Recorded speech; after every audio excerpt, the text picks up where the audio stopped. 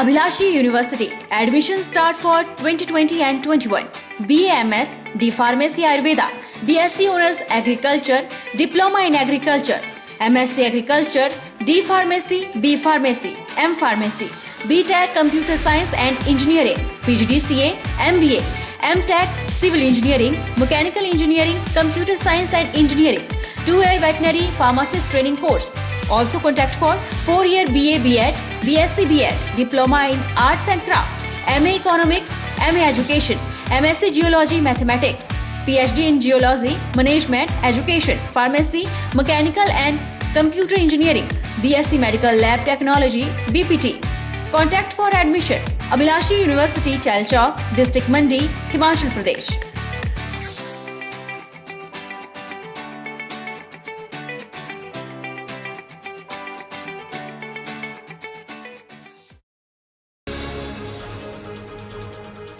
कारगिल युद्ध के दौरान दुश्मन सेना के साथ डटकर मुकाबला करते हुए अपने प्राणों का बलिदान देने वाले अमर शहीद कौन थे, यह बात उनके स्वजन या रिश्तेदार ही जानते होंगे, क्योंकि नेतागण तो शहादत पर आंसू बहाकर और चंद कोरी घोषणाएं कर निकल जाते हैं। पीड़ा तो उस परिवार को होती है जो अपने घर का सदस्य खो देता है।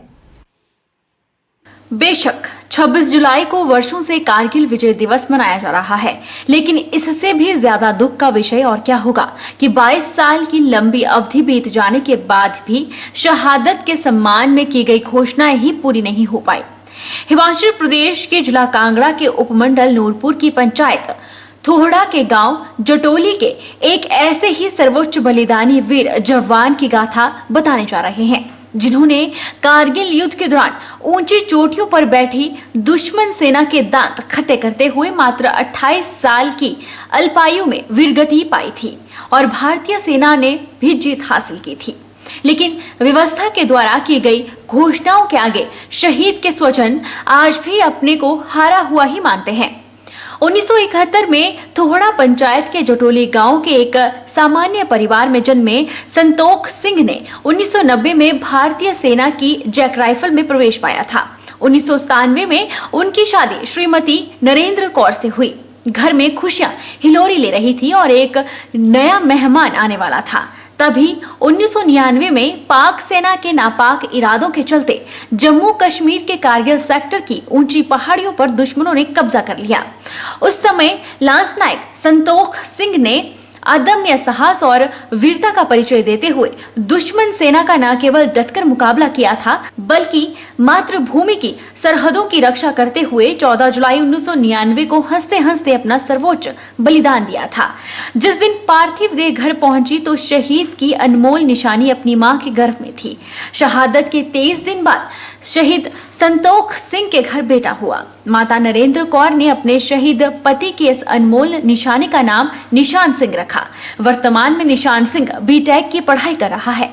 शहादत के वक्त की गई अनेक घोषणाओं में से वीर नारी नरेंद्र कौर को तो नौकरी मिली और घर तक जाने वाले मार्ग का नामकरण भी शहीद के नाम पर किया गया। भदोही चौक में बकायदा शहीद के घर को जाने वाले मार्ग को चिन्हित करने वाला एक सीमेंटेड बोर्ड लगाया गया, लेकिन आज यह बोर्ड जिस पर शहीद का नाम लिखा था वह टूटकर तालाब में गिरा हुआ है। न तो शहीद के नाम पर गेट बना, स्थानीय पाठशाला का नामकरण शहीद के नाम पर हुआ और न ही स्वास्थ्य केंद्र खुल पाया। शहादत पर की गई घोषणाओं का 22 वर्ष बीत जाने के बाद भी पूरा न होना स्वजनों को अब भी बहुत अखर रहा है। परिजनों ने मीडिया से कहा कि शहीद को सम्मान देने का वायदा करने वाले सिर्फ घोषणाएं ही करते हैं, यहाँ तक कि शहीद के नाम की पट्टिका भी तालाब पे पड़ी है। इससे ज्यादा शहीद का अपमान और क्या होगा। मैं इसके लिए खुद भी शर्मिंदा भी करता हूँ कि हमारा ध्यान भी इस तरफ गया जहाँ 2-3 बोर्ड लगे हुए थे, पर ये आज की नहीं टूटी हुई है। ये कम से कम 2-3 साल पहले PWD पर उन्होंने ये रोड लगाया था। ये पता नहीं शहीद संतोख सिंह के नाम पे बनाया था, कैसे ये तो डिपार्टमेंट को पता होगा। ये जब से ठेकेदारों ने तोड़ दिया या डिपार्टमेंट की मशीन लगी है, इसके बारे में मैं कुछ बोल सकता हूँ। जैसे मैंने पता किया अपने फील्ड स्टाफ से, ये फील्ड जो पट्टिका थी वहाँ शहीद जी के नाम पे, वो विभाग ने नहीं तोड़ी है, ये किसी शरारती तत्वों या किसी और से तोड़ी गई है। परंतु मैं आपको अश्योर करता हूँ कि मैंने अपने जे साहिबान को बोल दिया है कि बहुत जल्दी वहाँ पे एक शहीद के नाम पे बोर्ड लगाया जाए, ताकि पता लग सके कि शहीद को एक सम्मान मिल सके। घुमारवी के गांव सेऊ की निवासी रंजना देवी ने लाडली फाउंडेशन के जिला कार्यकारी अध्यक्ष और जिला उपाध्यक्ष रश्मि गौतम की संयुक्त अगुवाई में अतिरिक्त पुलिस अधीक्षक अमित शर्मा को शिकायत पत्र सौंपा। रंजना देवी ने शिकायत पत्र में कहा है कि शादी के समय ससुर ने दहेज लेने से मना कर दिया था और शादी के कुछ महीने बाद सास और ननद दहेज के लिए अक्सर उनसे प्रताड़ित करती रहती है। उन्होंने एसपी से इंसाफ दिलाने की मांग की। बहुत दुखी करते हैं, मुझे दहेज के लिए बोलते हैं और मुझे बोलते हैं कि ईसाई धर्म अपनाने को बोलते हैं, हिंदू धर्म को छोड़ने के लिए ईसाई धर्म अपनाने के लिए बोलते हैं और मुझे बहुत तंग करते हैं। और जब मेरी डिलीवरी का समय था तो मेरे घर वाले मुझे यहाँ पे छोड़ गए। पूरा डिलीवरी का खर्चा मेरे मायके वालों ने उठाया। मैं आपसे अनुरोध करती हूँ कि मुझे घर लेके जाए और घर लेके जाओ। मैं अपना घर बसाना चाहती हूँ। बैजनाथ विधानसभा क्षेत्र का एकाग्र और समग्र विकास ही मेरी प्राथमिकता है। यह शब्द विधायक मुल्कराज प्रेमी ने विभिन्न विभागों के अधिकारियों से विकास कार्यों की प्रगति की बैठक लेते हुए कहे। उन्होंने कहा कि मुख्यमंत्री के नेतृत्व में भाजपा सरकार लोगों की चिंता करने वाली सरकार है और प्रदेश का सर्वांगीण विकास ही सर्वोच्च प्राथमिकता है। उन्होंने सभी अधिकारियों से कहा कि सरकार की योजनाओं को धरातल पर उतारने के लिए एक टीम के रूप में कार्य किया जाना चाहिए। रोटरी क्लब मंडी द्वारा पौधारोपण कार्यक्रम में रोपे गए देवदार के 100 पौधों की देखरेख क्लब के सदस्य करेंगे। रोटरी क्लब के सदस्यों के द्वारा पौधों की देखरेख और फेंसिंग के माध्यम से पौधों की सुरक्षा को सुनिश्चित किया जा रहा है ताकि पौधों का संरक्षण और संवर्धन हो सके। बीते रविवार को रोटरी क्लब मंडी के द्वारा मझवाड़ क्षेत्र में स्थित देव बाला कामेश्वर मंदिर शायरी परिसर में पौधारोपण कार्यक्रम का आयोजन किया गया और इस पौधारोपण कार्यक्रम में रोटरी क्लब के अध्यक्ष केसी ठाकुर और सहायक गवर्नर एमएल गुप्ता के नेतृत्व में क्लब के सदस्यों ने बढ़ चढ़कर भाग लिया और मंदिर परिसर के इर्द गिर्द 100 देवदार के पौधों का पौधारोपण किया।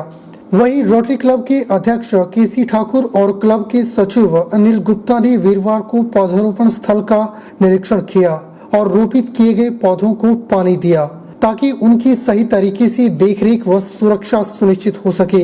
रोटरी क्लब के अध्यक्ष केसी ठाकुर ने कहा कि पौधारोपण करने के बाद पौधों की देखरेख और फेंसिंग के माध्यम से पौधों की सुरक्षा को सुनिश्चित किया जा रहा है।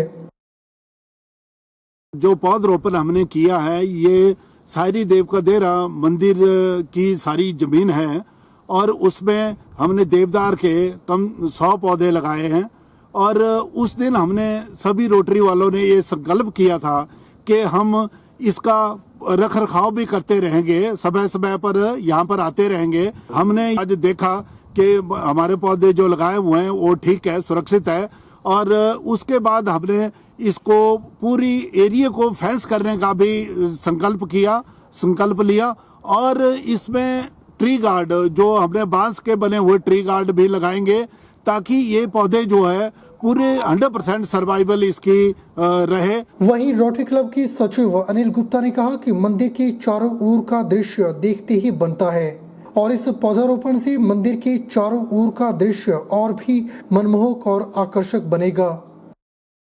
मंदिर शायरी के पास है, ये बहुत ही मनमोहक दृश्य है और इस जगह अगर जितने ज़्यादा प्लांट लगेंगे वो देखने में भी सुंदर लगेंगे और पर्यावरण को भी अच्छी पावर देंगे। तो यहाँ से पूरा बहल एरिया, नेर चौक एरिया और ये इधर नैना माता के मंदिर तक और कमरूनाथ का मंदिर तक का एरिया पूरा दिखता है।